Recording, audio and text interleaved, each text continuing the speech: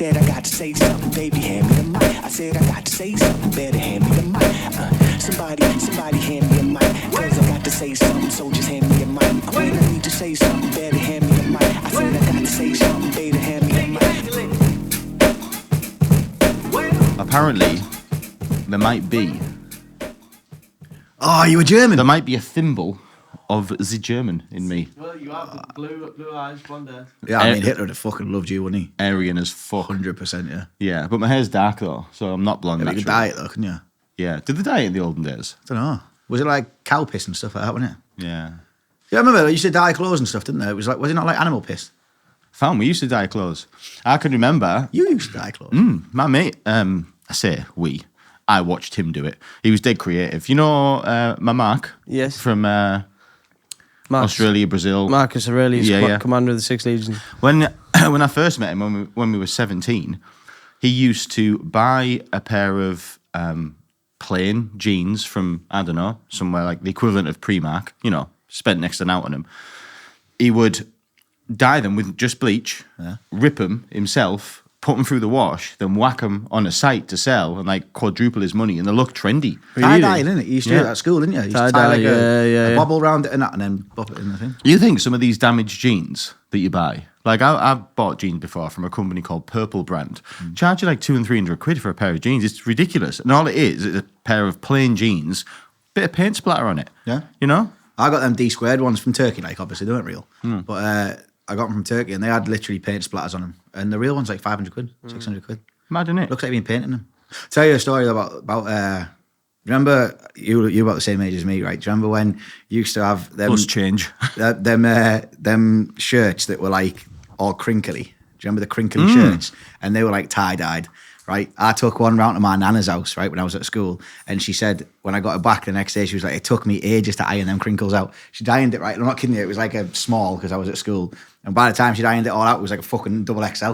And she'd ironed it all, and it was massive, honestly, like a tension. Hey, don't ever bring one of them shirts around again. I was like, it's the fucking fashion nanny, you silly bastard. Nightmare to iron. The grip. Starched. Yeah, starched to death. Listen, no one washed clothes like your nana. Nah. Proper washed. Do you know what I mean? They shouldn't now. Mine's fucking long gone. She wouldn't be washing fuck all. Yeah, so is mine, to be fair. Well, back in the day, she was all right, don't she? You just think, we don't know anything else other than washing machines. We've never lived in a time without washing machines. Mangles and shit.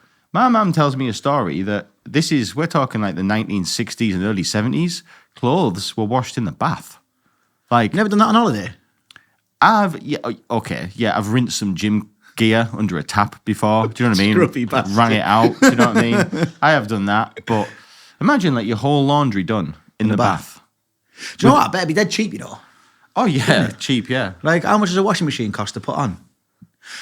Last time I came here, I started getting ice baths. Now I'm going to start washing my clothes in the bath. This podcast is revolutionary, honestly. That'll be Katie there. That little old nana there. That'll be Katie tonight. Get in there with your sponge. A giant plunger. Yeah. They can't have been clean. Well, I mean... But then what did they use to wash the clothes with? Because they didn't have Persil, did they? No, I don't know. Cat piss. It's honestly, it's animal piss. There's something about animal piss that happened. Like ammonia and that. Yeah, and it either dyes your clothes or... Southpaw, what did, in the let's pick a era. In the 1930s, right? Let's go back. Yeah. In the 1930s, Southpaw, what were the general public using to wash their clothes? I bet you any money is cat piss. If anything. Or some form of piss. Because I initially thought, fairy liquid, but was that around then? Nah. Not Henry VIII wouldn't have had Persil, would he? Nah. What would they done back then? Okay, so the washing process itself involved lifting the items from the cold soak, wringing them out, mangling them. It doesn't say anything about what's being used. Rubbed on a scrubbing board. Yeah. Imagine the state of your clothes getting rubbed on them. They're just they're not nice, are they? Yeah, but you'd be able to sell them on Vinted now, wouldn't you? That's what people like, don't they? All that rugged look, bit of paint down them. That's weird. So they added lime ash, alkaline. Told you. Urine. And even sometimes urine. Professor Loz himself. No way, Jord. Told you, mate. Imagine that. Stinking of piss. They began to use soap, a mixture of animal fat, ash and lime wash. Hey. That's mental. So them homeless people now that stink of piss, that sit in the same clothes all the time, like back in the 1900s, that would have been the equivalent of aftershave, wouldn't it? Basically, yeah. What's that? Is that Is that Creed? Nah, it's our dog's piss, mate. Yeah. Fresh. Yeah, literally. They're looking at like What are you putting your hands for? How long have we been going? 10 minutes. I've already said the homeless people smell of piss. Yeah. Not all of them, like, just generic, innit? Like, Yeah, of course. Because obviously, if you've not got a washing machine and you've not got a bath to wash your clothes in, and you haven't got a house, you're gonna smell a bit weird, aren't you? It's a fact.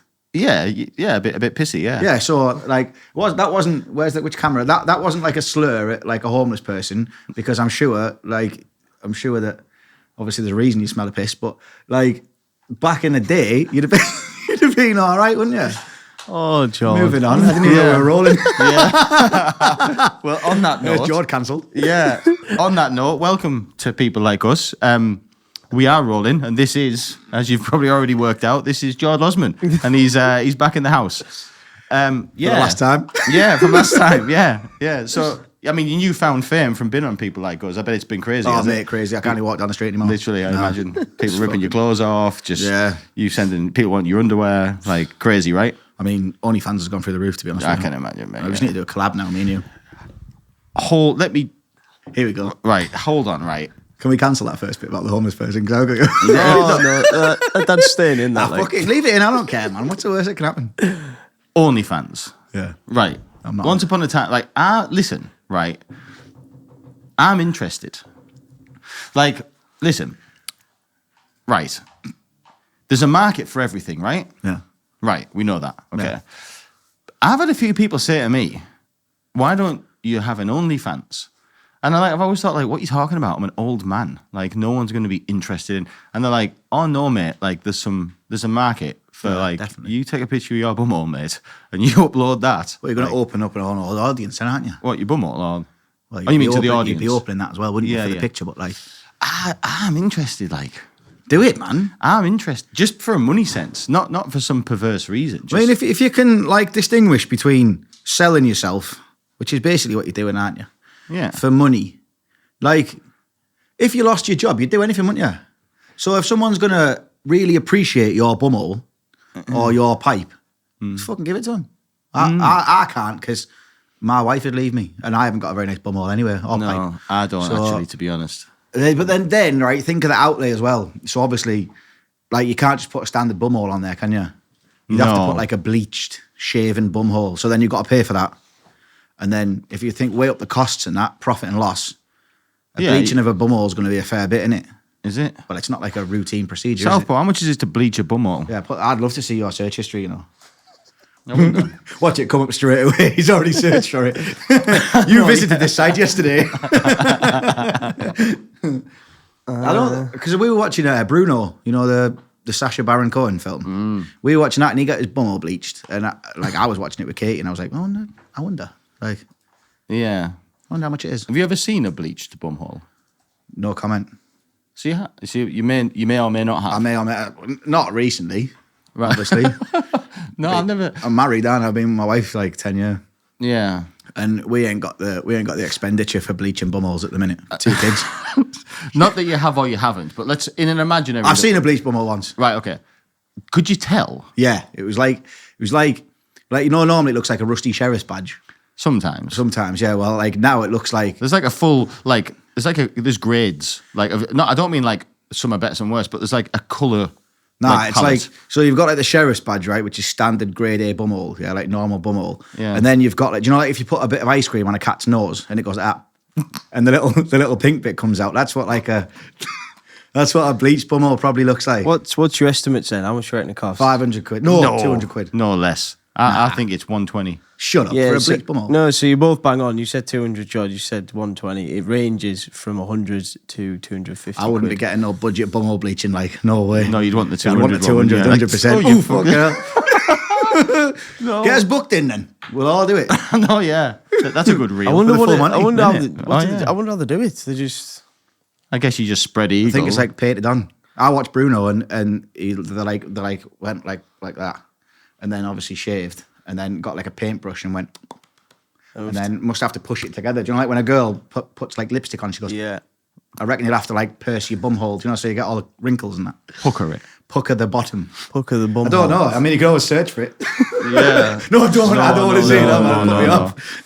Honestly, I don't know if I haven't seen one. Nah, you will have done. You just won't know. Like, it's not common knowledge, is it? Like, if someone worked for MI5, they're not going to go, by the way, I'm a spy, are they? Like, if you're with a bird or a man or whatever you want to be with in the future, they're not going to say, is your bumhole bleached? And they'll be like, yeah, sound it is. It's like secret, isn't it? You're just going to think they have a naturally pink bumhole. I don't think I'm like bumhole colour biased. I don't think I have like racist towards bumholes. I don't think I have any racism. I think I like all colours of bumholes. Yeah, it doesn't really matter, does it? No. It's not a deal breaker either, is it? No, I've seen dark, red, purple, Red? a bit blue. Oh, no. You know, sometimes when it's like A bit blue? Yeah, a touch of blue, like a blue tint. It's like you a know what I pile, mean? that, isn't it? Like a bit pearly. Do you know what I mean? Pearly bumhole. You know, sometimes when you look at petrol on a forecourt and you see all the colours of the rainbow. Yeah, I've seen like a sheeny one before. I'd have got a baby wipe if I'd have seen that. Right, like, it changes 100%. colour. I mean, like, just sort yourself out first, pal. Not pal, obviously. Pal. Yeah, Sort yourself out, mush. yeah, I don't know. bumholes. Yeah, But yeah, moving on. I'd get it done. To be fair, Do it then. I would. I'll go after you. Yeah, not for anyone to look at, just for my own. You know, for myself. You're never going to see it, though, are you? I see it. How? What do you I mean, can't how? remember the last time I seen my bumhole. How are you shaving it? I don't shave it. Do you shave your Oh, bumhole? you're a man, right? I get it. Do you shave your bumhole? I trim it.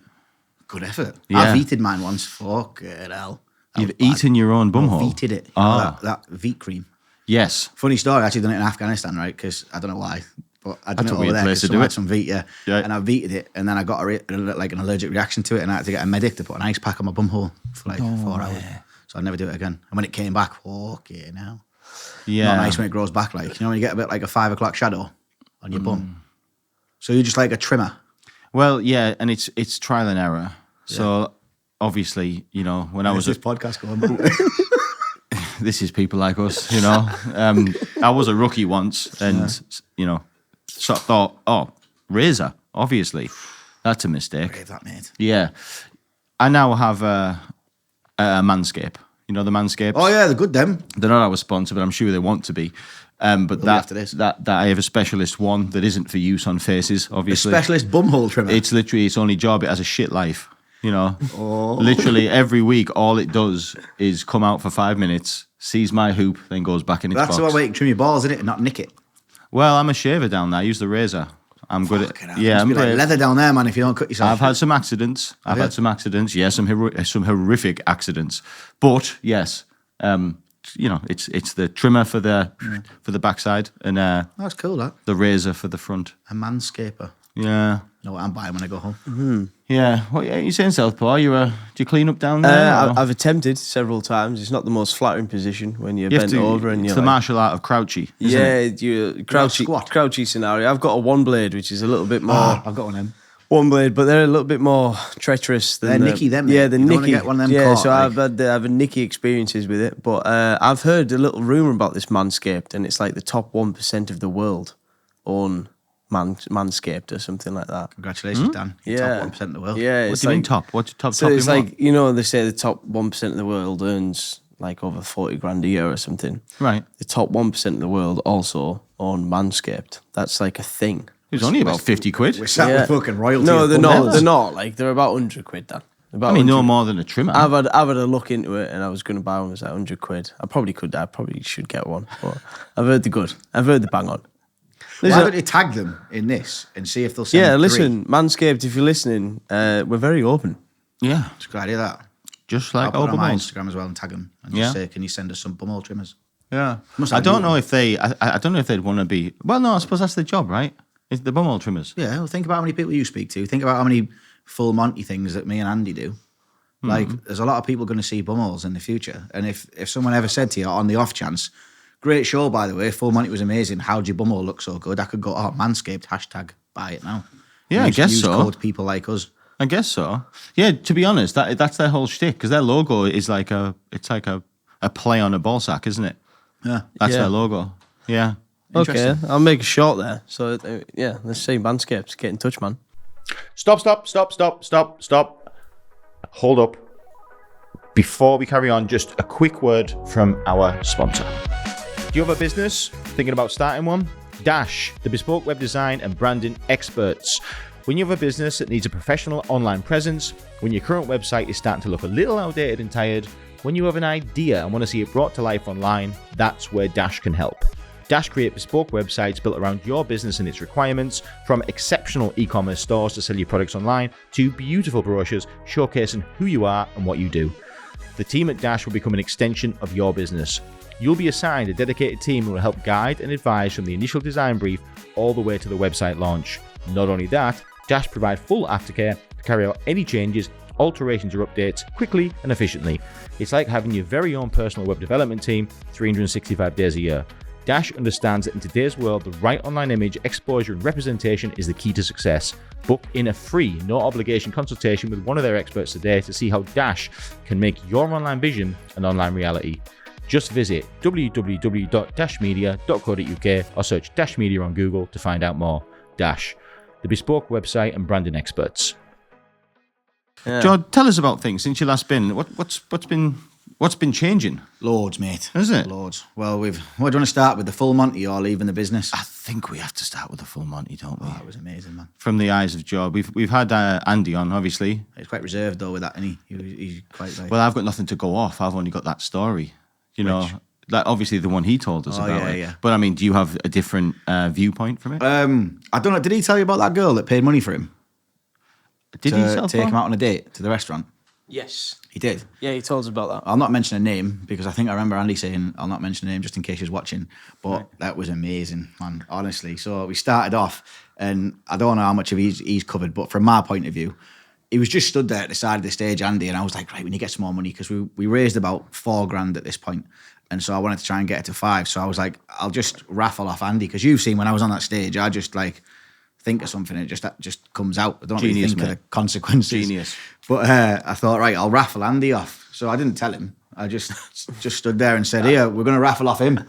And he was like, eh? So he stood there sort of like a bit rabbit shocked sort of look like. And so I said, right, we'll start the bidding at £1. And I thought, oh, wait, man, someone's got to pay £1 for him, poor lad. He's a good-looking lad. He's funny. He's like a catch, isn't he, our Andy? Packing, I heard. Yeah, he's got a right pipe on him as well.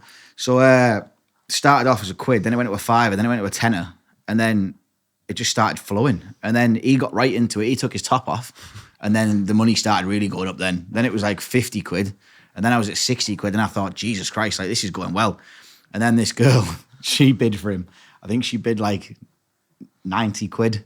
I'm not kidding you, right? He said the same thing. She looked like Margot Robbie, right? She was beautiful, this woman that bid on him. It was like 90 odd pound. And Andy was like, fucking stop there, Jord, stop there. And I was like, no. I was like, any more offers? And then this woman stood up, right? And she was like, here, I've got 100 bar here for him. And Andy was like, fucking stop the bidding, Jord, stop the bidding. And I was like, okay, £100. Margot Robbie sat back down. She was like, oh no, I've not got any more money. And then this lady obviously stepped forward. The room parted. She came forward and I was like, going once. And he's sweating. And I was like, going twice. And he was like, I'm not doing it, Jordan. And he went, going 3 times, sold. And then this woman came up and she got on the stage. And so I said to the DJ, I was like, right, this is the winning couple. I said, play something romantic. So they played that one out of Dirty Dancing, do you know, where they run it in? Yeah, the pick you up and, song. and Andy stood there, right? She was beside the thing. She had these boots on that came up to here. The dress that didn't go much further than the boots. I remember. And like her hair was like slicked back. Yeah, buddy. And so she started to run towards Andy. And honestly, if you ever want to see someone panic, because I mean, Andy's a strong lad, but he wasn't lifting her like. Not that strong. Nah, and the stage wasn't rated for 2 of them. So he ran at her. And then she like jumped and like put her legs around him and he yelled her. And then they span around and she's like fondling him and stuff. And then I obviously agreed to pay for them to go for a meal at the restaurant, but then sold the restaurant. So, Yeah. well, not sold it, but pulled out. Pulled out. Yeah. Is that something you can talk about or not? Fuck him, I don't care. Fuck him, We're eh? going to be watching anyway. I rang him today. I said, I'm going on a podcast and I'm going to discuss the fact that I'm not with you anymore. And he was like, oh, well, don't slag us off. But I'm going to, mate, because I don't like you anymore. So, Yes, nah, Jord. I'm only joking. What happened was it just wasn't working. Like, I had ideas, Katie had ideas, they had ideas. To be fair to him, he started the business. So it was his baby, which is like, it's same as if one of us started something and then someone came in with some money and tried to put their own input on it. You wouldn't be best pleased. But there was just too many inputs and nobody was really listening. And I just thought I'd invested like quite a lot of money and I didn't see the point in investing it and not having my voice heard. So we just decided to pull out. But it went a bit sour at first, obviously, because like I needed my money back, and I wanted it back like now, like yesterday. Right. And obviously that didn't happen because I wouldn't want to put them, like I wouldn't want to bankrupt them by them paying me back, because they are nice lads. They're both, and it's a good family that do it. So I know I said I was going to slag them off, but I'm not really, because like I'm still friends with them. But we just didn't get on. Like I like my opinion to be heard, and like we had a discussion about putting Parmos on in one of the venues where there's nowhere else, and one of the lads was like, "No, I'm not doing that," and I was like, "But there's nowhere else in the area doing them," and he was like, "No, I'm not." Rex fries and stuff, and it was just like, then and I get like bad tempered, and then I was like, "We are putting Parmos on," and then we had a discussion about certain things, and then I just said, "I just need to leave, otherwise I'm going to kill one of you." Really. It's the same that that you've just said. Too many chefs in the kitchen, sort of thing. They have got a good idea. They've got like a good business plan and that, but I just don't want to be part of it anymore, because I can see it going south. Sorry, but I can. Really? Like I can see if things don't change, not because of them, because of just the environment, and like the place where they've got is owned by like a brewery. So if they decide to change anything, them lads can't really do much about it. So you're sort of tied. One of the other venues that they've got is just theirs, which is good, and you can sort of call the shots there. But even though you're working for yourself, you're still sort of working for someone when you've got like a brewery over the top of you. Do you know what I mean? Like if they say, right, we're stopping you doing this, you can't be like, no, you can't, because they've got like the final say. And I just thought the money that I used for that was the money I got from that PTSD thing. And I didn't want to lose all of it, like, and then end up losing friends with them. Like we've walked away and we're still all right. We're like amicable. But it's just, I was never going to be good in hospitality anyway, because you see, if you got someone in that was going to complain, oh, my food's shit, I'd be like, well, fuck off then. Go somewhere else, go to McDonald's. Yeah, but you'd have made a good front man. I was a good front man, yeah. You Like, know. used to speak to people quite well, but like the thing that I found hard was you couldn't really be yourself as much. Like I've not really got a filter ever. So No. no. No. So like if somebody had said, oh, I'm not happy with this, I'd be like, well, what do you want us to do to fix it? We had this one guy come in, right? And he was in one of, I nearly said where it was then, in one of the places. Right. And he was like, oh, my steak's cooked, not enough. And I was like, you've asked for it rare. And he was like, yeah, but that's too rare. I was like, yeah, but it's rare. Do you know what I mean? Like, that's it. And he was like, I'm not paying for it. I was like, well, you fucking are. I was like, 'cause it's being cooked. And he was like, no, I'll write to the ombudsman. And I was like, well, go on then. Like, you're still paying for it. So he did, anyway. And then I liked left it. us a bad review. I liked it. It's really good. And Josh, the lad that like started the company, he's like the main chef, and he's brilliant at what he does. He is really good. Makes really good food. But Yeah, the grub was good. yeah, it is good. Good grub. It was strange. It was kind of like, we're talking about, I won't say it, Manzo. I went in there, and look, I'm not saying anything bad about it. I thought the food was fantastic. Yeah, it is But good. I was puzzled by the setup, because I walked in, it said Manzo outside, and I walked in, and I was like, oh, this is a pub. And I didn't expect it to be a pub. I thought it was going to be a restaurant. And then I got moved somewhere and sat down, and I'm eating what was pretty good food. Like, to be fair to them, the food was delicious. But like, it was, I know you can say like, obviously country pubs and that, but normally like there's like an eating bit that feels like a restaurant, and there's a bar bit that feels like a bar. That to me seemed like there was no like segregation between them, and it felt a bit like weird. I was like it was two worlds combined. I thought like, are you a pub or are you a fine restaurant? Yeah. And it was as if both had got together in like 20 square feet. Yeah, that's what it is, isn't it? There's not much room in there, which is why when it's busy and sold out, it looks mint. But then when you think about it, like table capacity wise, it's Yeah. not that many. Do you know what I No, mean? You that get more in used Greg's. used to be a pub, right? Yeah, it used to be a station. Apparently, it was rough as toast I feel like I remember it from like Meant to be my dead rough, younger that. days. Yeah, back in the day. but good on them, I hope they do well. Like, I do wind them up, and I told them I was going to come on here and slag them off, but I wouldn't do that because it's their business in it, and they have worked really hard to get to where they've got to. Yeah, and man. I do genuinely wish them all the best, but it's just not for me. Like, I know I say that I'm a dick, but I wouldn't do that to them, because I do hope they've got families and they've got like careers built on it and stuff. So I really do hope that they do well. But it's just not for me. Like, It's fairly difficult going into business with people that you like as well. Yeah, I've like, heard. yeah, we were friends with them first. That's tough. And is there anything that you reckon you've learnt from this whole yeah, venture? don't do it. Don't do it. Don't Really? do what exactly? Don't go into business with anyone. No. If you're going to do it on your own. Because then if you fuck up, there's only you who can blame you. Yeah. Like, whereas when I was in there with him, if something wasn't done, well, there was a few of us anyway. If something wasn't done on time, then it'd divide us as a friend. Right. And then you couldn't be like, I used to like going around and we'd like play on the Xbox together and shit like that and just chill out. But then business starts to creep in then. So you'd be like, I haven't been paid yet. And then he'd be like, shut up, you're 2-0 down on FIFA. And I'd be like, fuck FIFA, why haven't you paid me? Do you know what I mean? Like, Yeah. And then that's where you'd have the divide. I think, honestly, well, if you do it, you just do it on your own. And then there's nobody can be responsible for it. Because I started to resent them then. Did you? And then I didn't trust them. That's the real main reason why I left. I felt like I was just going to get shafted. Yeah. And they gave me no reason to show that they were going to shaft me. You know what? In business and things, I've been in business a little while, and I've sort of experienced both ways. Like, I remember a time where me and my business partner were both both of us were trying to compete with each other for kind of authority and, the right to be the boss of the boss and making decisions about how the business was going, about the finances and things like this.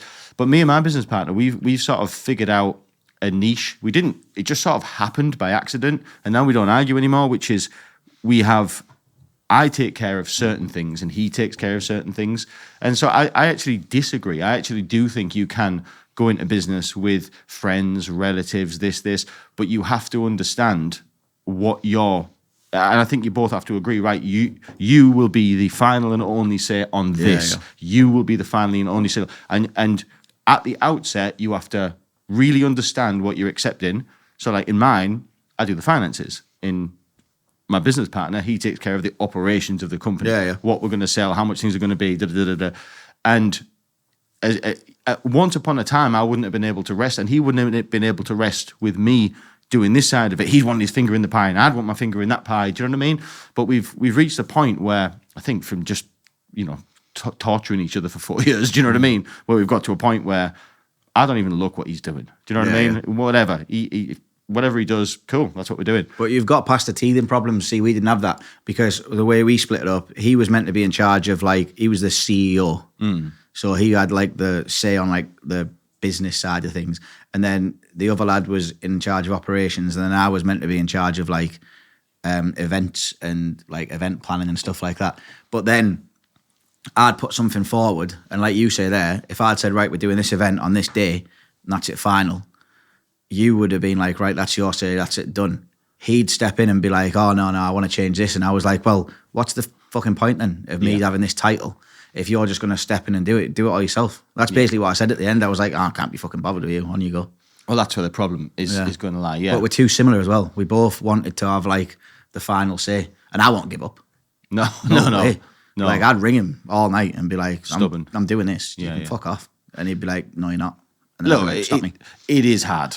It's It was. really hard. Look, I'm sure, sometimes I do look at things my business partner does, and in my head I'm like, I don't want us to do that. But, that's just the way it is. Yeah, but that's you've obviously got a good working relationship, whereas we didn't. I used to just lose my temper. Did you? And I'd be like, this is bullshit. I'm meant to be doing the events, and now Fuck you. Yeah, fuck off. And then I'd block him.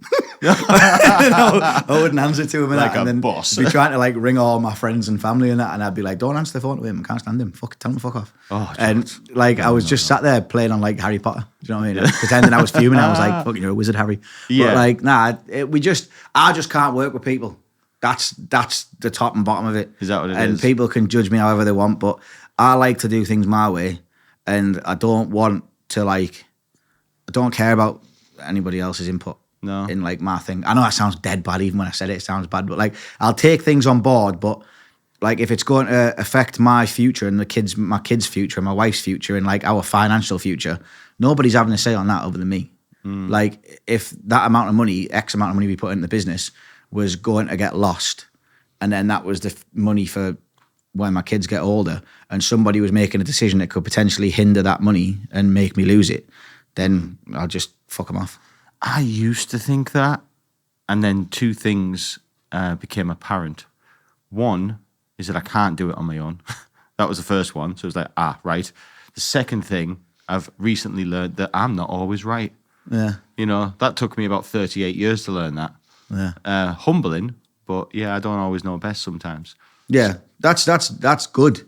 Yeah. You get that. Humbling. Yeah, like Humbling. I feel the same. I know that like certain people have much better input than you do yourself. And I don't mind taking that advice. But when it comes down to like the final thing, like I wouldn't want him to make a decision, for example, and he's influenced me to do something that I haven't really been happy with, and then years later down the line I just resent him for it and hate him. Thing is, Jord, you're a comedian, right? So, which is a one-man band business. Yeah. And in that role, you can't have input from other people. Yeah, that's it, yeah. You can't have people calling you because it's your creativeness and nothing else. Yeah. You wouldn't be Jordan Lozman, the comedian, if anybody else put the two P's worth in. Like, so I guess it's like already built into you. You have this thing, like, because that's what you are. And it's fucking worked for you. You stand there and people laugh at you. So, like, you know, at the shit you say. So, like, it's proved you right. Yeah. So if you doing what you do, I guess it's even more difficult to all of a sudden. Yeah, but, it you know, is. you think of, like, apart from, like, you know, creatives, other stand-up comedians, you know, famous people, for the most part, any, like, successful business or corporation, it's made up of, like, many people most of the time, you know, doing stuff. It's true that you said that. I never thought of that, actually, because like with comedy, I've never needed anyone. Like I've never relied on anyone. No. I've not done the norm, like we spoke about, not our norm. I've never done the normal thing, what everybody does and like goes through these certain channels that you're meant to. I just thought, I'm just going to do it on my own. And if it doesn't work, then it doesn't work. And it, touch wood, so far it has worked. So Yeah. like, it's weird that you say that, because I never thought of it like that. But the fact it has worked is also backing up your thing that you don't fucking need anybody else. Yeah. You know, it's part of it. I got successful in my industry being an employee. When you're in sales, you are a bit, the whole, I hate the phrase, your manager used to say to you, you're a business inside a business. Yeah. You know what I mean? Because you're basically selling, making your own commission. Do you know what I mean? Yeah. So you are working for yourself, and it is on everybody else, because they ain't making you money. If anything, they're taking money out of your pocket, selling the deal that you could sell. Do you know what I mean? And for a long time, I'd done 10 years of sales and learned that thing that, like, basically it's me against everybody. Do you know what I'm saying? Yeah. So when I came together with another salesman, you know what I mean, who had the same mindset, and all of a sudden we had to run this business together, like, yeah, like, hell on. Like, but yeah, in the end, I've sort of thought, oh yeah, shit, yeah, I'm not good at everything. Yeah. You know what I mean? Yeah, I get that. But your thing is I completely get it, especially being a comedian who has got some success in doing what he's doing and has proved it right. You know, sort of that he knows best in that respect. It must be really hard to have that confirmation and proof, and then at the same time switch lanes and go, I'm not that today. Yeah. Really hard. Well, on the same day.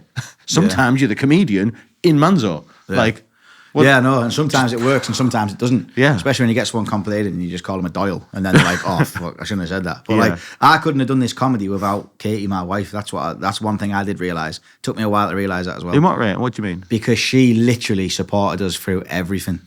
Like, she'd come to gigs with me, right, that were fucking horrendous, honestly. So bad. Like, did I tell you about that one where I was going to do that Stephen Hawkins joke? I told you about that last time, didn't I? It did, yeah. And then the emergency exit opened up and that guy came in. Oh my God. And she still supported me. Like, I seen her laughing and I was like, fuck, even I didn't want to laugh. You know what I mean? And like, she's been with me places. I leave the kids all the time, which I do feel bad about. Like, I went to Benidorm there with Andy last week and we went to do shows over there. And I just left the family. Katie had to look after them all and like look after both kids and then keep the house going and stuff while I was jetting off to Benidorm to go and do shows, which didn't end up happening anyway because it was fucking horrendous over there. I've heard a few stories about it. About Benidorm? Who are? Obviously, my dad's good friends with With Andy. So I've heard some things. Yeah, well, Yeah. it wasn't good. No. Like, honestly. So, the first night we got there, right, we went out and we had a couple of drinks, a bit more than a couple of drinks, actually. And then I started smoking fags, right, and I don't smoke cigarettes normally. Like, I'll push and smoke a vape, right? And I caned it. Right, Yeah. I was in Benidorm. Like I a was champion. I must have smoked 40 cigarettes. Like, I thought I was like... Let's go, champ. Yeah, I thought I was like Al Capone. I was like... right? And Where's Sticky Vicky? Yeah, he's dead now. You know? I know, yeah. And then the next day, I had a gig, right? And I was like, I woke up in the morning, I thought, sound, I've got a gig. Spoke to this event coordinator and that. And I went down and seen Andy and I was like, what are you doing, mate? And he was like, fuck's wrong with your voice? And I'd lost my voice completely, right? No. And then I was meant to go on stage at like 9 o'clock. So I texted this guy, I was like, listen, I can't do it. Like, I've lost my voice. I literally couldn't speak. It was gone? Completely gone. It was going so high pitched, right? I couldn't even order a drink. I tried to order a Diet Coke and I was like, can I have a Diet Coke, please? and the woman was like, what? And I was like, Diet Coke, please. And she was like, what are you saying? And I was like, just give me fucking Coke, do you know? And like, and yeah, well, not in Benidorm, fuck that. It'd have been talcum powder. So I finally got a Diet Coke, but then I thought, I can't do this gig, so I texted him. But obviously over there, like, the scary, the people that run the clubs over there, like, especially on the strip. Oh, yeah. Like, you walk down the strip, right, and all the bouncers look like something out of Taken, right? They're like hench as fuck. They're massive. And they don't just give them a slap and like tell them to go away. You must have seen the Benidorm stories. They're like cage fighters. Right. And so bearing in mind, I've cancelled this gig, right? He's already put a post on saying Jordan Lozman, comedian from the UK, coming, 10 o'clock slot it was. And then I texted him at like 4 because I still couldn't speak. I'm not coming, mate. My voice is fucked.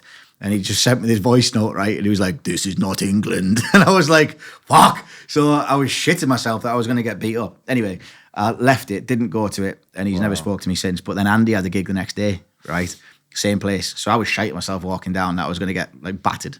Anyway, he goes, did you go to the venue with Andy? Yeah, obviously I had to support him, didn't I? Like, if I could have got a fake nose and a mustache, I'd have put it on. Like, so I didn't want to be seen. But I went in. Bless him, Andy's a cracking comedian, right? Like, he's really good. Like, he can hold a crowd. Like, he's brilliant. His stories are mint. But there was this snake woman on before him, right? She's like the equivalent of Sticky Vicky, but she's like Sticky Snake or some shit, some spin-off, right? Like, so we're talking a woman with a snake around her neck. No, not around the neck. She was pulling like this fake snake out of a hoo-ha, right? Right. Bleach bumhole as well, right? So she was pulling this snake out, and all the lads were like, yeah. And Andy was like, fuck, I'm on next. And I was like, I wouldn't want to do that. It's a tough one to follow. So anyway, snake comes out, she fucks off, he goes on, right? And then people were just like, go on then. And Andy, like, usually how me and Andy work, I'll go on first, work the crowd, get them like G'd up, and then that's perfect for Andy to go on. And then people listen to him then. They just didn't give a fuck. They just wanted to see more snakes coming out. And I was looking at him, right? And his material was still mint, but people just didn't want to see him. Oh, no. And no matter, if you'd have put, I don't know, Mo Gilligan on that stage, no one of them gave a shit because they just didn't want to see comedy. So Andy got like 20 minutes in and then came off. He was meant to do an hour. And then when he came out, the same guy that had texted me comes out to me and he's like, this is not England. I was like, fuck, I got that same text. Oh, no. So I was just like, right, we'll cancel the gigs. So we didn't do any more. It's not, yeah, no, we stayed there. I went sunbathing every day. Oh, right. Andy went down the beach. But it's just, I was scared, you know, in Benidorm. Honestly, I'm not afraid to admit it. I was worried over there. Really? Because you see the sort of people that are there, stag doos, hen doos, they're all right. But then, like, there's people drinking from like 9 o'clock in the morning till like 8 o'clock the next morning. Do you know what I mean? They don't have a break. Mm-mm. And there's drugs and there's fights and like, that's not like me or Andy. That's not our environment. Apparently there was a comedian that went on over there a couple of months ago and he'd done the same sort of stuff as me where he like rips into the crowd and someone just got up and chinned him. No way. You know, imagine that. Like, imagine getting knocked out on stage. Like, and I wouldn't have had the camera on, so it wouldn't have gone viral. To be fair, mate, like your game you play, because like dangerous, isn't it? Dangerous. Yeah. I always do think that. I mean, you're not the only one, but some people are quite aggressive, like sort of with the crowd and stuff. And I always think it's all very well when you're, you know, the Royal Albert Hall with all the security around you, but when you're in some working man's club, you know what I mean, or somewhere where there's no barrier. Yeah, that's it. And yeah. like, yeah, really. It happens though. You get people like shouting stuff. Oh, I'll wait for you afterwards. I'm like, fucking go on then, whatever. And then afterwards, I'm like, fuck, where's the exit? What was it that happened to where? I'm gonna butcher it. What's that guy called, man? Chappelle. Dave Chappelle. Yeah, don't you remember someone got on stage? Yeah, ran onto him, didn't they? With a gun like, or a knife or something, wasn't it? Yeah, like that, and that's in a big venue. Yeah, with security. With security, it does happen, but I never think of that. No. Like when I get going, if I rip into someone, and I don't just do it for nothing. Like I'll have like normal banter with them, but then if someone tries to like torture me, I just take off all like fucks. Then they just go off, and then I just say whatever I want. If he's stinking and ugly, I'll tell him he's stinking and ugly, and then just like rinse him. And then I think afterwards, I'm like, oh my god. Like if someone had said that to me, I'd have been like, who are you talking to? Yeah. But then also you've got to understand that when you go to a comedy club like that, and now I'm starting to get this sort of, I don't want to say reputation because it sounds like big-headed, but well, it's sort of like a reputation for what I do. People come and they know to expect it. Yeah. And it's never personal. Like I would never pick on somebody's race or gender or anything like that. Like, because there is limits and it's not funny. Do you know, like if you're taking a mick out of somebody because they're from a different background to you, you don't know what they've been through in their life. Like, this is probably the only time I'm ever going to be serious. Like, I wouldn't pick on someone's like ethnicity or the sexual preference or anything because Would you you don't. not? No, I wouldn't. Oh, I so would. I know, but I can't, like, because I know what I know you might do as well, but I know how much this is a perfect example, right? And I was meant to ring him to ask his permission to say this, but he hasn't answered, so fuck him, right? When we were on holiday in Benidorm, right? This is a perfect example of why I wouldn't pick on somebody's like physical or mental appearance, right? Physical appearance, sorry. We went with a lad, I won't name him. It was another comedian, right? Me, Andy, and this lad went, and he's a big lad, right? And he's very big, right? That big that he has to get on a mobility scooter because he can't walk very far, right, without being knackered. Like American big. Yeah, like American big, yeah. Yeah. And he's struggled with it all of his life, right? And he's tried dieting and he lost 100 kilograms before. It's a fucking lot. Good God. Right? So he told me he lost 100 kilograms and he went down to like a average sort of size and he put it all back on, right? When we were in Benidorm, I remember walking down the strip, right? He was in the mobility scooter and I wouldn't leave his side, right? Because I was worried about him, right? And there was lads going, look at you big fat bastard. Look at the fucking nick of you. How are you still alive? And yeah. And then girls, right? Women. And by the way, these women, if they're watching it, right? Yous weren't very fucking nice yourself, right? Ugly bastards. But like, they were these like substandard, scatty women, right? The Benidorm crew. Yeah, that didn't look like, they weren't like Britain's Next Top Model, right? No, they had like, they were fucking reeking, right? And they were still shouting at him, look at you, and pointing at him and stuff. And I lost my shit, right? So I said to one of them, I was like, why are you saying that? I was like, look at the fucking nick of you. Yeah. I was like, you're there ordering more food than he is, big Janice. Like, and it was just horrible, like, to see somebody that's gone on holiday to try and get his own mental health right with two of his mates, and then he was bullied the whole of the holiday. That's why I wouldn't say anything to someone, because I don't know if there was a fatter lad in the audience and I had a cheap shot at him and was like, look at you there, you big fucking sumo wrestler, and ripped into him. I don't know that he's not been through what my mate's been through in Benidorm, where he was to the point of not wanting to go out anymore, wouldn't go into the pool because he felt self-conscious, wouldn't walk or ride down the strip because he was getting picked on. Like, and I probably wouldn't, it's probably going to have made me a better comedian now, because you don't ever know what anyone's been through. And you get a lot of power being on stage, because you can either ruin someone or you can make someone feel really good. But I wouldn't ever want to say something to someone that's then going to have a lasting damage on them when they go home. Do you not agree with, do you know what my view is? What? Right? There's a difference between real life or in the arena of comedy. I'm not a comedian. I'm a fan of it. So I don't have any say in this matter. But my opinion, and people are listening, so I assume you want to hear it, is that, okay, I see, pick one, my favourite. I see a Chinese man in the street, right? I'm not going to say to him, oh, kakatos. I'm not going to say that. I'm just going to say, no, mate, how are you doing? Talk to him normally. My brain might be saying that, but I'm not going to say it. But when you're in a comedian environment, i.e. somebody is paid to come and watch you as a comedian, I think that environment should be all rules off. And I think if you have paid money, that is on the understanding that anything goes in here. If you're not cool with that, then don't come. That's what I think. That's how I think it should be. I don't know. I disagree. I disagree with like having things you can and can't say. Well, I used to be like that, right? And still, I'm the furthest from woke you can get, right? Totally. Like, I'll not care who I talk to, right? But I've learned a lot from that trip, specifically that trip, and also from, like, just getting a bit more, like, worldly wise in the world of comedy, where I still think you should be able to say what you want, but I now think there's a lot more skill say there was a lad that was sat there that was 35 stone, Yeah. right, and he was heckling me, Yeah. right. Everybody in that room is going to know that I'm going to say something about his size, Yeah. right. It'd be like a cheap laugh, yeah, because it's easy. But if I've been speaking to him and I've listened to him, and then I've picked up something else that he's done, like say he's a fucking postman or something, right, and then I can make a joke about him being a postman, people will be like, oh, he's not gone for the easy option there. Like he's actually processed something else. That's what I do on the gig quite a lot. I'll speak to someone. There was a guy, for example, on the last one me and Andy done, was an electrician, right? So I spoke to him and that, blah, blah. And then I said, oh, I watched this porno once, right? I said, is it being an electrician the same as that? Like where you go around, there's a housewife and she like asks you to fucking spark her up and stuff like that, right? And then he was like, oh no, it's not like that. And I left him and then I asked someone else what I'd done. This other guy was a plumber. And I was like, oh, I've seen this porno once, right? And like, told him about the plumber thing. And then there was a woman that was a nurse and I was like, I've definitely seen this porno once. Yeah. And then like it worked off like that. But each one of them individual people had something that was very obvious about them that I could have picked up on. Yeah. But everybody in that room could have done that. Do you know what I mean? You could have, even not as someone that's done comedy, you'd find something that's really easy. Yeah. I think there's more skill in finding something that is a little bit more hidden. Oh, totally, yeah, totally. No, I'm all for it.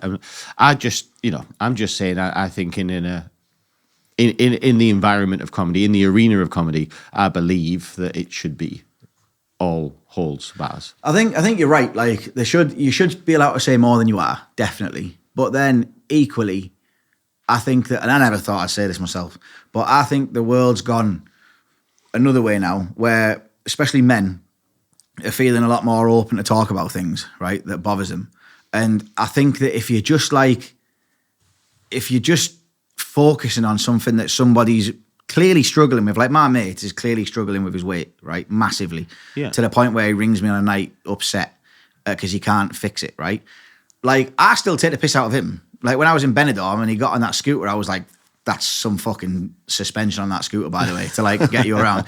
But it was just a joke. And I would never say it when there was someone else around. Then they'd be like, listen to what he said about it. It was just me and him banter. And he'd say something to me about my teeth, right? Or my receding hairline.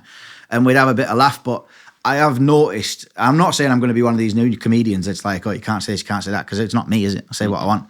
But I'm a lot more aware now of how much it does affect people, purely just from seeing how much he was bullied because of his size. And it's bothered me, genuinely bothered me. I can tell. Because, like, I now think, like, I couldn't let him go to the shop when we were in Benidorm, right? Even if he wanted to go and get a pack of crisps, I'd go with him. For fear of him getting tortured. For fear of him getting tortured. And, like, when them horrible stinking women were, like, shouting at him, I was fuming. But then I noticed he was more upset about me going to say something to these girls than he was what they were saying to him. So how much shit has that poor lad been through, to the fact where he's more worried about me getting in trouble than he is about his own feelings getting hurt? Sounds like a good friend, if you ask me. He's a fucking amazing lad. Absolutely quality DJ as well. Is he? You've met him. DJ'd the full Monty. Oh, right. Yeah. It's him, right? Lovely lad. Funny, amazing at DJing, but he's struggling with what he's going through at the minute. But now I just need to be there as a mate. And I can't have him walking down that strip or riding down that strip getting abuse hurled at him, because it's just like, it's just horrible. It proper got me. Even now, I think about it before I go to bed on a night. Like, how much shit that poor lad's been through. And there's nothing, absolutely nothing that is wrong with him, right? He's got a food addiction. He'll admit it. He'd come on here and he'd admit it himself. He's got a food addiction, and that's his way of dealing with things. But if people actually, this sounds proper soppy as fuck, but if people actually knew him and knew how nice and perfect he was on the inside, and what a good man he is, and what good morals he's got, and how he looks after people. Like, he came and done my mum's 60th birthday, right? 70th birthday, sorry. And just turned up the next day. I didn't have a DJ, and he dropped everything, drove from Newcastle and came and done the DJ set. Like that, at a minute's notice. And when I was on the beach, I got one of them coconuts, and I'd run out of money in Benidorm, and he was like, I'll get it. And I didn't ask him. No. Like, he's just a lovely person. But then, because he's got a bit of an issue, everybody thinks they have the right to call him this and call him that. And I just think the world's just full of pricks. That's why I say what I want now. Yeah, no. Look, I think when you're friends with somebody or like close to somebody, I think it is okay to banter your friend, isn't it? Yeah. You sort of get a golden ticket, you get the pass. Yeah, you know what I mean? Oh, I've used that pass, by the way. Yeah. I said to him, actually, you won't mind me saying, I hope you don't mind me saying this. me, him, and Andy went to go for went to go for food in Benidorm, right?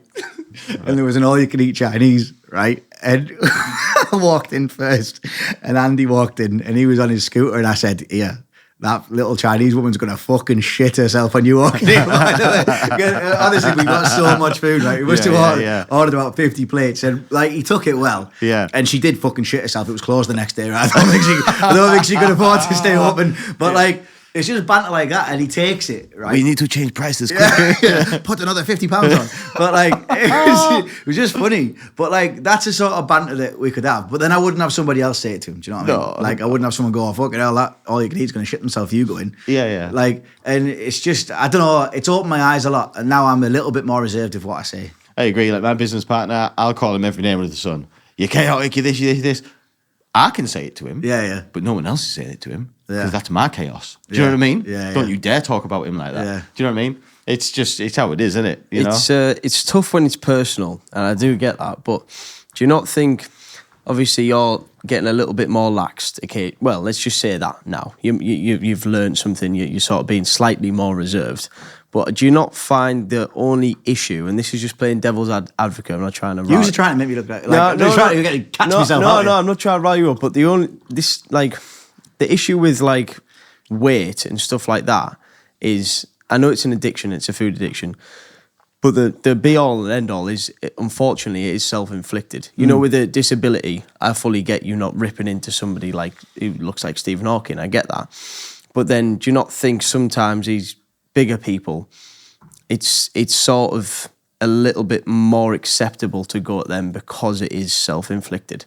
To some extent. I used to think that, right? I would have been the first person a year ago to go, you can't get that size without, like, wanting to get that size. Do you know what I mean? That's a good effort to get to that size. Mm-hmm. But then I've also spent time looking at him and other people personally and seeing that, like, when I was in my decline of mental health, right, the way I used to deal with it was I'd, like, do stupid things. I'd take drugs and stuff and drink and things like that. And that was my way of dealing with it. Then people just pick up food. It's like a comfort for them. So then it starts to make more sense. I mean, don't get me wrong. Like, when I look at myself sometimes in the mirror and I've put weight on, I'm like, how did you get like that? But I'm not addicted to something. Mm-hmm. Do you know what I mean? And so if I was to get fat, that'd just be because I'm just fucking greedy. But like, when you see that some people, it's their coping mechanism, then I think it should be just as much of a illness as if you've got a leg missing.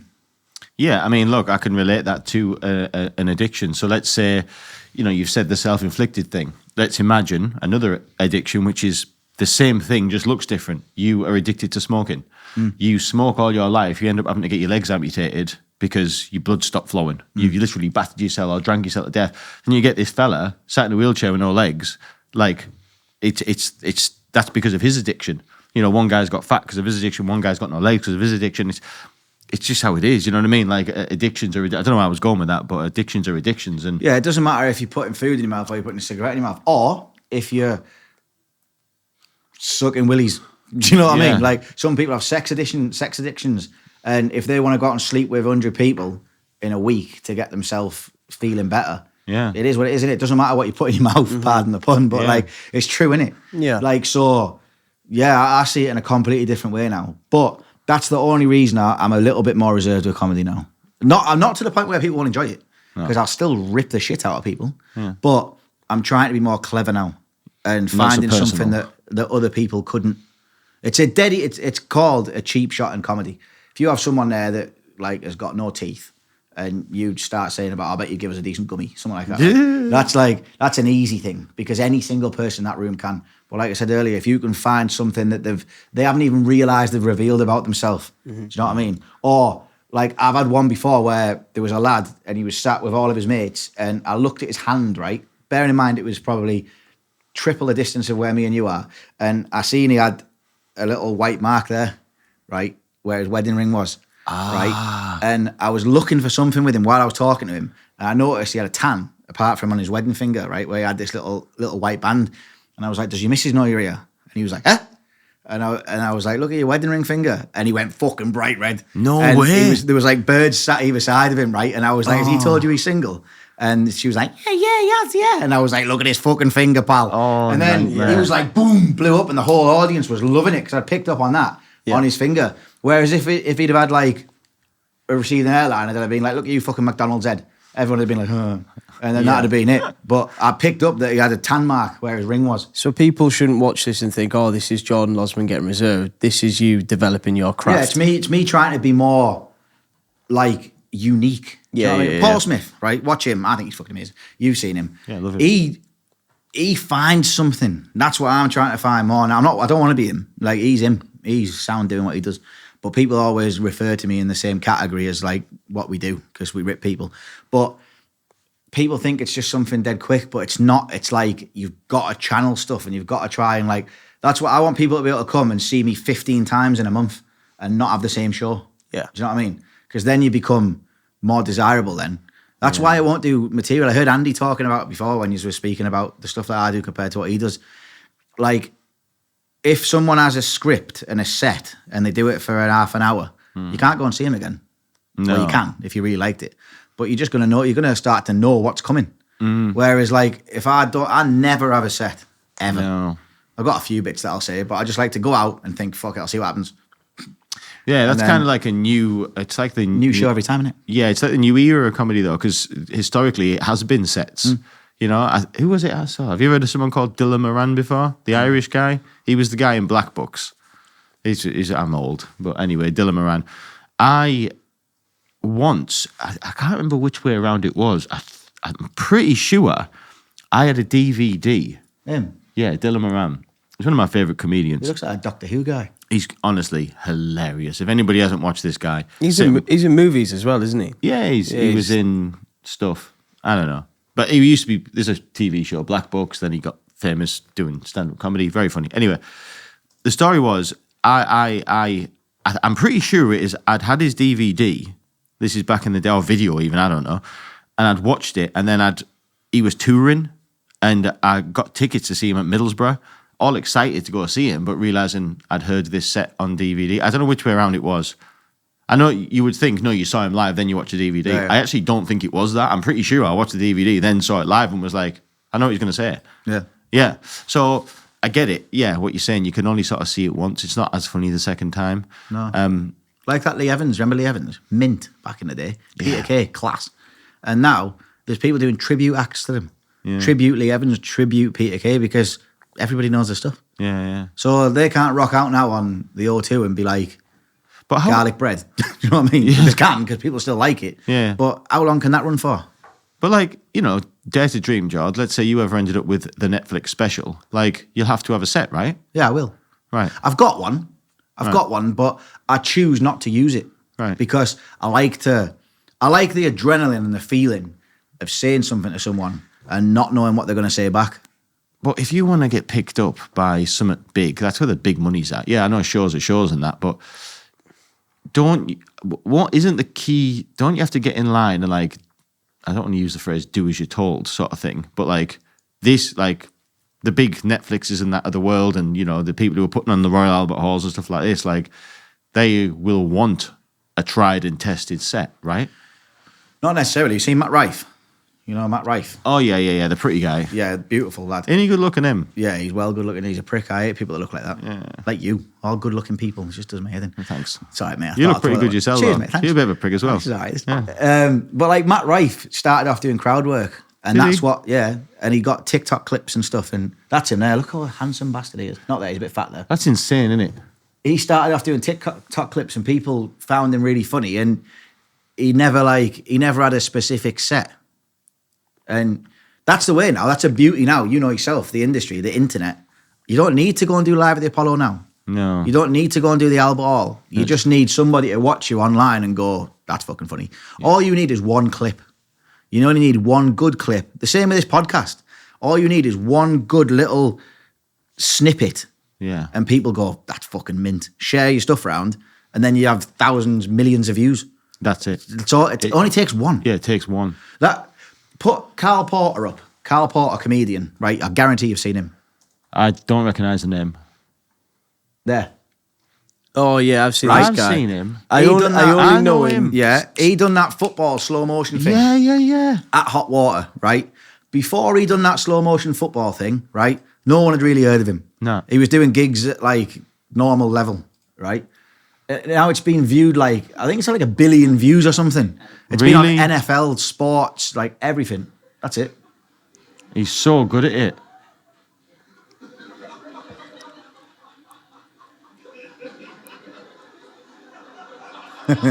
It's mint, isn't it?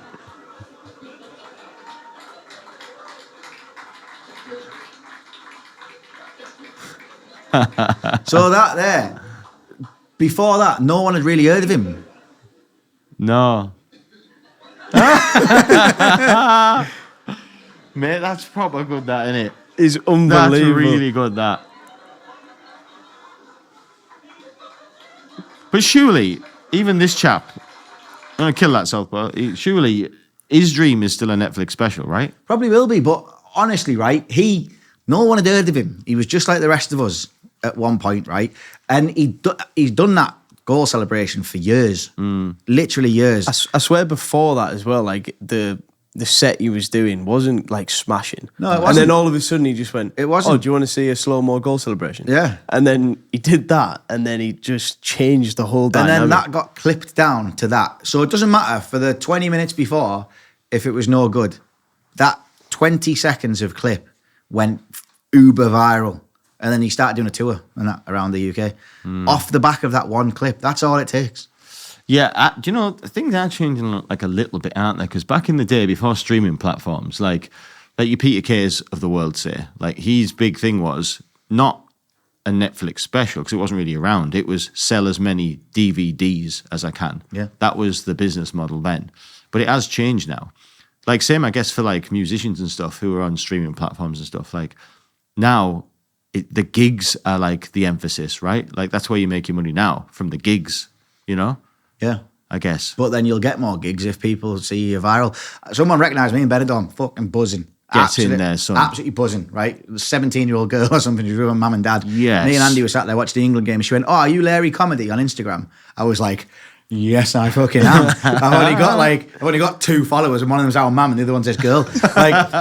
She was like, "Oh, when we were doing our GCSEs, we were watching you like on Instagram doing like your stuff at Hot Water and stuff like that." Mate, I felt like fucking Tom Cruise. I bet. I rocked around Benidorm there like fucking sunglasses on, like no pictures please. Only one fucking 17-year-old girl that probably came across me by chance. But when she said that, I was like, yeah, it's me. And that's the internet. She was from Manchester. And she'd just see me on Instagram. Yeah, it's mad, isn't I was fucking buzzing. Andy was like fucking buzzing as well. He was like, "I'll do as well." Like, and Andy's doing well. People are seeing Andy all over the place. People are starting to recognise him when he goes around the town, mainly because of his dick being out and full Monty. Andy's a funny guy, man. He's brilliant. If Andy wasn't a comedian, he'd still be a funny guy. He is just funny. But he doesn't get the recognition he deserves. It's mad, man. It's mad. Do you know what he is to me? I find there's some nostalgia in Andy's style. He's like a comedian from a bygone era. Yeah. Do you know what I mean? He's Vic Reevesy. There's a bit of Tommy Cooper in there. It's that old school comedy that my dad likes. Do you know what I mean? But it's brilliant. It is brilliant. He's incredibly funny. He can tell you a story, right, about anything, and Funny. I'll laugh. Yeah. Right? He told me about going to the shop, and I hope I'm not stealing his material here because I've never heard him say it on stage. He told me about going to the shop, and it was like the corner shop near where he lives, and the guy tried to sell him some out-of-date Horlicks, and Right. Andy just tells it, and he was like, I said to him, "I don't want the Horlicks," and he was like, "No, it's £1." Do you know what I mean? And the way he tells it, then he was like, "So I bought it." He was like, sounding like it then. Didn't he want it? He goes, "Andy, it's a fucking £1." so Andy's like, "All right, I'll have it then." And he bought it. He said he only went in for some milk. Came out with milk, bread, and a pound Horlicks that went out of date in fucking February. But he was telling me on the way to the gig. And then he was like, "And I just bought it." And he's just so funny. That's why, like, I don't ever pick anyone up to go to gigs. Andy comes to all my gigs with me now. We'd like a little duo. We go everywhere together. We do everything together. He's like my comedy dad. Like, I love him a bit, and he teaches me a lot about life and comedy as well. Even though I've been going longer than him, he sees things in a different perspective because he's an older person with like a different mindset. Yeah. Whereas I just tell everyone to fuck off. Andy's like, no, you need to do this and pull it back. But I don't drive anyone to any gigs, but I will purposely go from my house to pick him up in Darlow, to take him to a gig in Darlow, just so I can spend 20 minutes in the car with him because he has me in stitches. Yeah. He's just so funny. I get it. It's a fucking pound. All right, I'll have it then. Yeah, I love it. Fuck it, I love it. Yeah, it's a pound. Fuck We've now. done the same when we were in Benidorm. Right? This man came over, do you know the one that sells the sunglasses and the hats? Lucky man. Yeah. Yeah. And he was trying to give Andy this bracelet, right? And Andy go, go on, fuck off. I don't want a bracelet, right? This guy was like, no, you can have the bracelet. Have it for €2. And he's like, I don't want it. And then he was like, just take the bracelet, €1. And he's like, I don't want the bracelet. And the guy goes, look, it's free. Puts it on his wrist. And he's like, oh, sound, I'll give that to like the family when I go home. Right? Yeah. So the guy walks off and he comes back and he goes, €10 for that bracelet. And he was like, fuck off. It was just class, man. He's just so funny, just the way he talks. And I said to him, I was like, should we take a speaker at Benidorm? And he was like, the fuck would I take a speaker at Benidorm for? I was like, so I can have pre-drinks on the balcony before we go. He was like, who are you? And I was like, what do you mean? He was like, why would I listen to music when I get ready? And I was like, that's what you do, mate. It's like, we'll have some crisps, we'll have a couple of drinks on the balcony and we'll go out. And he was like, no. And then I said to him on the beach, I was like, you coming in the sea for a paddle? He went, I'm going to fucking paddle with you on the beach.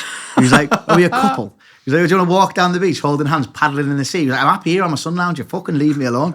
But he wouldn't do anything. Like, no. He's just so funny. He hates the sun. He fucking hates the sun. So he doesn't sunbathe? No. Right. He had this hat on. Oh, I should have sent you it. He had this hat on, right? That was like a bucket hat, but it was like turned up so that he could still get like a bit of sun on his face, but his head was protected. Then he bought these sunglasses off the stand, big fucking square women's sunglasses, so they covered his face. I'll show you the picture afterwards. He's just hilarious to be around. Yeah, man. I couldn't think of anyone better going on holiday with. No. Even though the gigs didn't happen, it was still one of my best holidays I've had because he's just so funny. Oh, I like it hot sun, but it's too hot here. Yeah. We need to go somewhere with aircon. Yeah, Always looking for an English breakfast. Of course he is. Of course he is. All the time. The English breakfast in Spain was created for men like Norm. Yeah. You know? With black pudding. Yeah, his black pudding. Cold black pudding. Yeah, I can't believe he's ate that. That's minging. I know, yeah. Do you know what? It wasn't that bad, to be honest. Made me gip that listening to that in the car, you know. It's not that bad. And then I could hear, I don't know where he was eating. He must have been there. Yeah. I could hear it slapping. I was like, I had to turn it down. I was nearly sick. I honestly thought he wouldn't eat it. I thought it was a joke. You tried it as well, didn't you? He smashed. I only had a little bite, but You asked for more. no, he asked for more. It wasn't as bad as you think it will be. That's what I will say. Raw I'm not gonna try black it, though. pudding. No, it's not something you would do often, but I honestly thought, when I thought of doing it, I thought, all right, well, so this is where the first time we'd be sick on camera. But no, it wasn't that bad. Good effort, though. Yeah, he smashed two of them, Andy, didn't he? Some boy. Do you know, when we were in Benidorm, right? For the first 4 days, he didn't buy any food. What did he do? Just ate mine, what I had left. It's brilliant. Because I can't eat loads. And and Andy's like, I'll have that before I order mine. And he must have had like 5 meals before he'd actually buy any. Because he just picks it all up. I mean, that there, you spend, how many days were you with him? 7. Best 7 days of my life. You're right. I can't imagine a funny, like a person that I know that would be funnier than Andy, Hercules, Ormerod. Einstein, that's it. To be around for 7 days. He is amazingly funny. He's funny without trying to be. He is. Just a naturally born funny people. You just get people like that. And we were on the 14th floor, right? He doesn't like heights either. Right. So when we were going to the room on the morning and on the night, he'd go against the wall like that because you could see over, and he'd be like that all the way, trying not to get look over the edge. And that he's brilliant, man. He's so funny. The laughs I had there, I can't remember all the stories. I haven't got enough time, but he's just a pleasure to be around. Do you know one of them people that comes into your life and you just think, I'm glad I met you. Yeah. No matter how shit you feel, he just always makes you laugh. Yeah. He's fucking brilliant. Yeah, there's only one Andy Ormerod. There is. He's hilarious, man. Legend. Where can people watch you and Andy? Well, if you like that girl in Manchester, I'm fucking Instagram, can't you? Larry Comedy. Mine's on Larry Comedy on Instagram. I delete Facebook every now and again. I deleted it the other day. Got it back again. Just wanted a bit of a break. I was just, when you get lost in a TikTok hole or a Facebook hole and you start scrolling through reels and you're watching dogs eating fucking fried eggs and stuff. Yeah. And then it's the most amazing thing you've ever seen. Yeah. So I deleted that for a bit. Plus it's full of cranks in it. I'm sick of going around and seeing people just me and the kids from now on. Fucking sick of call yourself a husband, call yourself a dad. I'm like, oh, fuck off, Chanel, go away. I know, what I mean? yeah. Don't you need it though? Socials for what you're doing? Yeah, I do, but I just wanted a bit of a break. Right. I just why would you go on Facebook, right, and put like, I'd be fuming if I had an argument with Katie and then she put, what a prick Jord is. He's just like fucking kicked me out of the house and took the kids and shit. I'd be like, why would you put it on Facebook? Not that I would kick her out of the house because she's hard as fuck. She'd kick me out of the house. Yeah. But like, why air it? I've never understood it, mate. I've never understood it. Why people, voice their emotions as a post on And then a week socials. later, they're back with him, aren't they? Yeah. Just me, like, he's my world. Like, fucking 10 minutes ago, he was saying he was punching your head in. And now you're going to fucking ski Athos together. You know what I mean? Get a grip. I know it's brutal, isn't it? Brutal. But yeah. So Larry Comedy on Instagram, and I think Larry Comedy on TikTok. But I don't really put that much on there. Do you Pretty not- shit, to be honest. Do you not film all your gigs?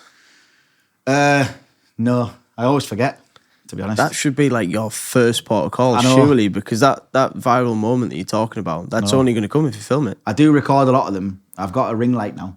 So All you need is just one little tripod, set up your phone vertically, I know. wide shot. You want the crowd in there laughing. It's easy, I'm simple. going to film this Turkey one because we're going over to Turkey next week. Oh, yeah. Yeah, doing some shows over there. The same On a place. light up stage. Cool as fuck, that, innit? What's a light up stage? It's called View Bar in Ishmael. The new stage they've got, it's fucking amazing. What, the actual... The stage lights up. What? So like like a dance floor in like the 80s. That had, Oh, like, yeah. different colours.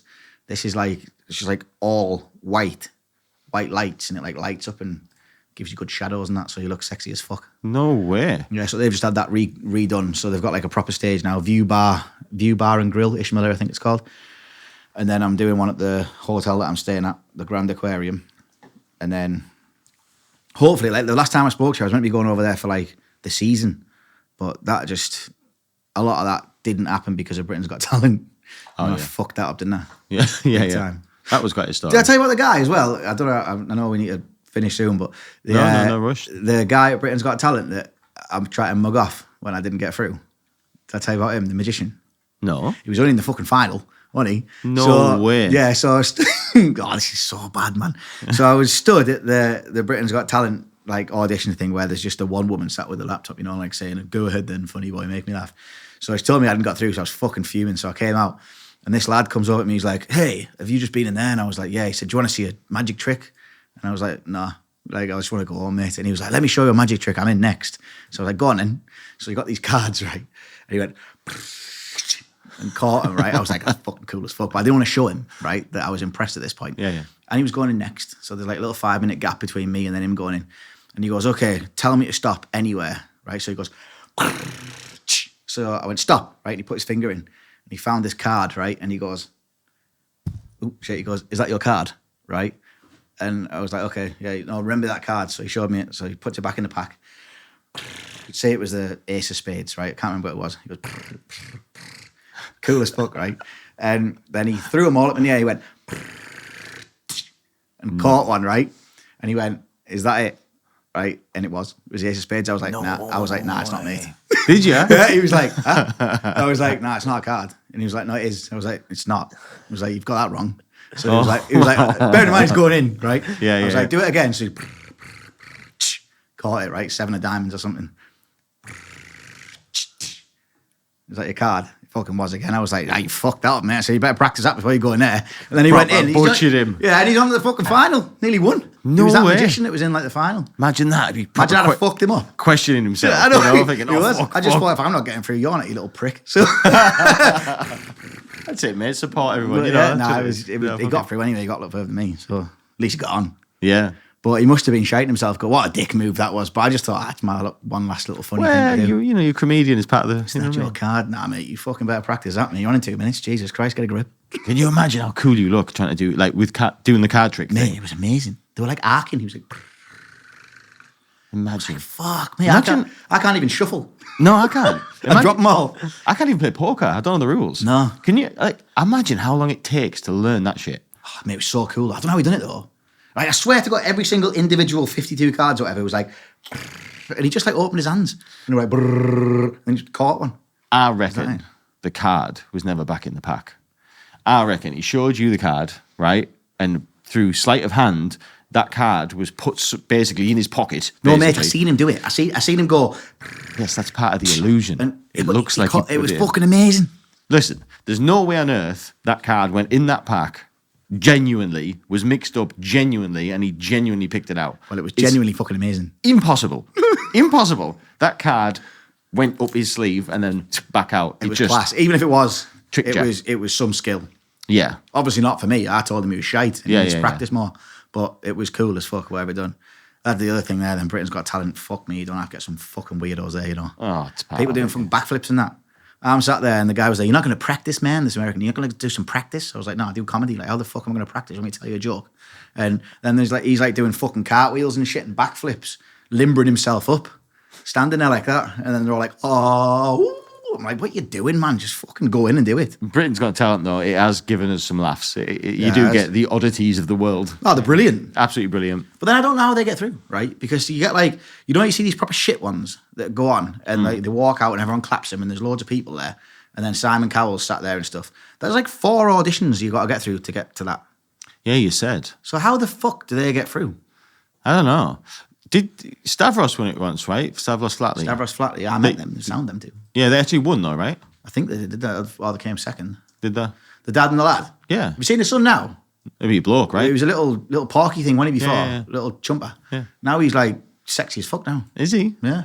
I think he's getting him up. Are they still doing it? I think so, yeah. Good looking lad though now. He was like a right little dumpling before, wasn't he? He was, yeah, he was cute. Yeah, look at him now. What the Jesus? That was him before. Yeah. Looks like Manny out of Modern Family, doesn't he? Where is he now? I did see a picture of him a minute ago. There. Never. Top left, look. Next to his dad there. Never, yeah. Turned out all right. He's got abs. Hasn't he? Yeah. Check that out, eh? That's mad. So they're still doing it then, this dance. Yeah. Imagine making a living off you. Look at him there. You wouldn't fight him, would you? You wouldn't like. Look at the fucking nick of him. I'd Yeah. shit myself, mate. He looks like one of the bouncers in Benidorm. Looks like he's got a nice gaff and all. Yeah. Nice bird as well. He's doing all right, isn't he? Literally made a living off dancing with your Stavros dad. Flatley, Laggy Dimitru, marries his fiancée, Anika Crawford. Class. Good lad. Yeah. Yeah, good lad. Literally made a living off dancing with your dad. Yeah. Literally. Somebody, yeah, no, Britain's Got Talent, man. Like, you know, I like it. Like it's, I like watching the oddities, like watching all the weird people doing the weird things. Interested in it. Of course it is. I was never going to get through though, was I? Come on. I had to try and change my material so it was family friendly.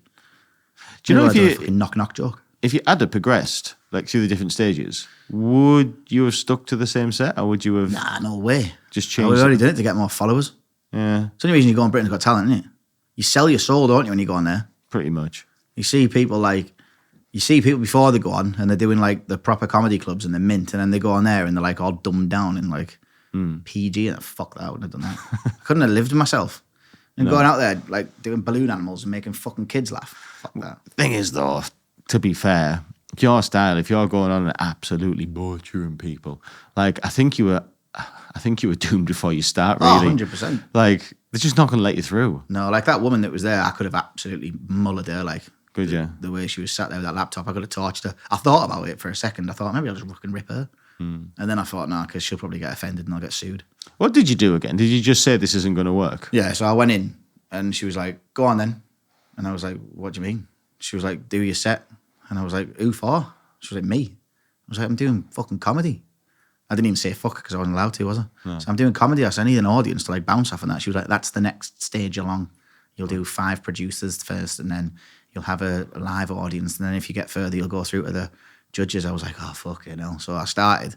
And then as I started talking, I was literally 30 seconds in and I looked at her and she was like, and I just said, are you all right, like?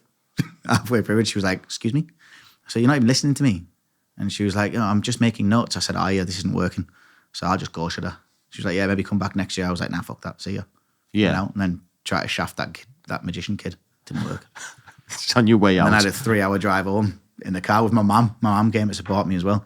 And then when I came out, right, our mum's like, did you get through? Katie was there like this, with the fingers crossed. My mum was like, and there's obviously everyone still standing there. Oh, no. And I was like, nah, I never got through. Mum was like, you did, didn't you? Why didn't you? I was like, nah, mum, I never fucking shut up. I want to go home now.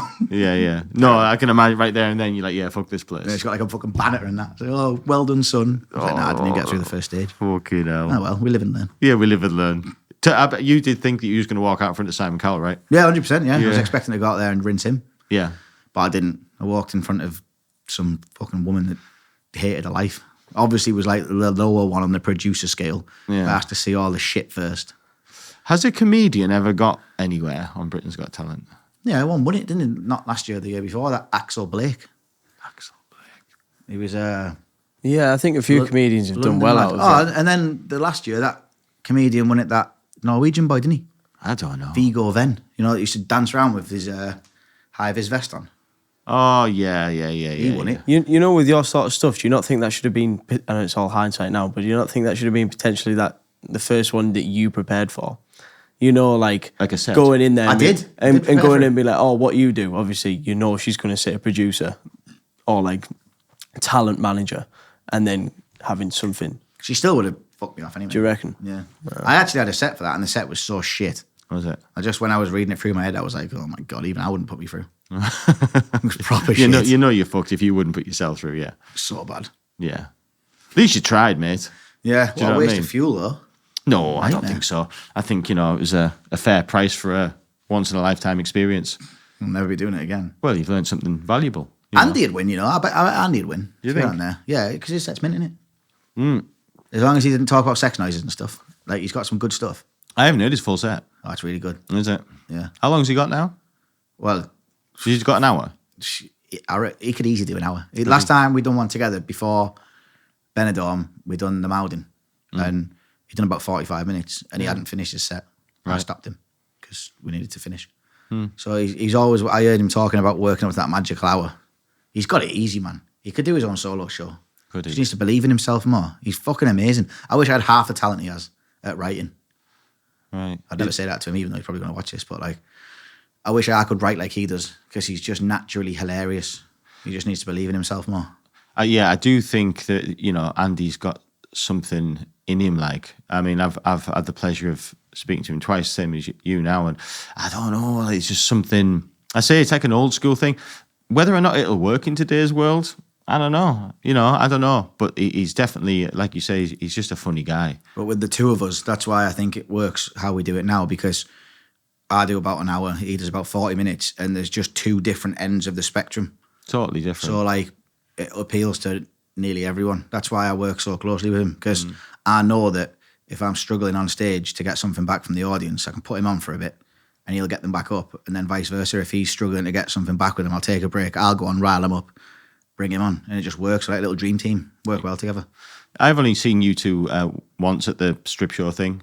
Monty. Yeah, and what I will say is I seen what you do in your sort of environment, and I seen a little bit of Andy. I know it was no 45 minutes, it was just like a little bit, but you said definitely value for money. Like, you said definitely, like, if anybody does listen to this, like, definitely go watch Jordan and Norm do their stuff, because it is funny, and you won't regret it. You'll have a right giggle. Like, Yeah, you cheers, did. mate. You had everybody going. Like, It was good. It was. So what's the next step then? Where we're going with it? What's the plan? So I've got these ones coming up in Turkey, and then I'm going on holiday for a bit. We're going to Rhodes.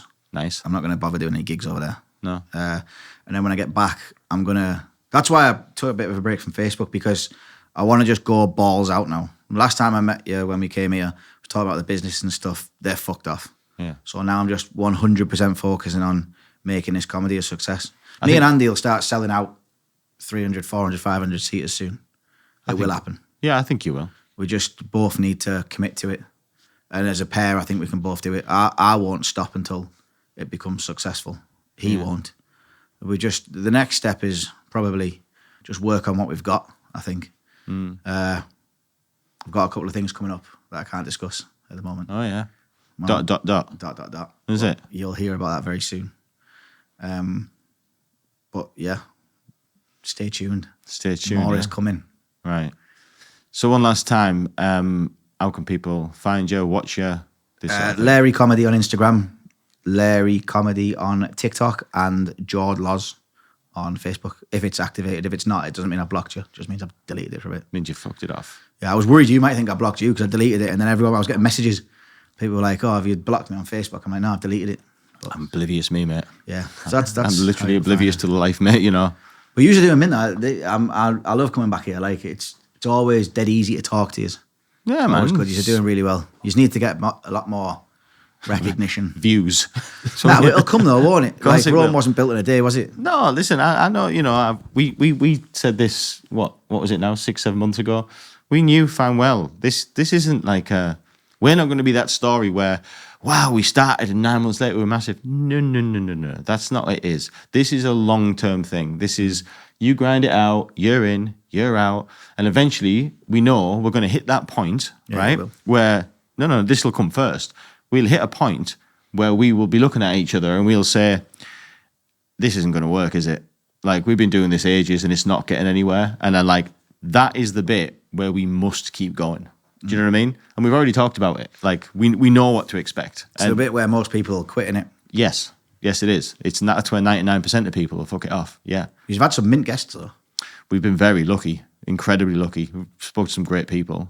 Yeah. Yeah. And they're really engaging as well. I love listening to them. Listen to them all the time. I think it's something silly like 80% of podcasts stop after the 10th episode. So we're already in that 20%. Yeah, mine did. Oh, yeah. Is that stop then? I just haven't got the time at the minute. That's a thing, yeah. You spreading thin. I think you said it as well. Like, Massively. you've just got to pick one or two things and just stick with them. Do you know Me what and I mean? Andy are going to start doing a podcast together. That would be funny. Just talking about I'd everyday watch. shit. I'd watch that. Like, I'd watch that. Like, Yeah. What was it you wanted to call it? Oh, he's got a name for it. Shut up, you ding. That's what he's going to call it. That's good. Shut up, you ding. That'll be coming soon. Shut up, you ding. shut up, you ding. That'll be me and Andy's podcast. Yeah, all good streaming platforms. Yeah, all platforms, and then we'll get a group one together. We'll do a shut up, you ding. Yeah, People like us. 100%. Shut up, you ding. I said, look at my name. He goes, shut up, you ding. So that'll do. Might be worth having these both on at some point. That'd be good. I know, yeah. Yeah, me and Andy together would be class, man. That could be a shout. Hey, look, yeah, watch this space. Everybody watching, yeah, watch out. There's going to be a Jordan, Andy double act coming soon. Be good. Right, so we're going to sign out. How long have we rolling Southpaw?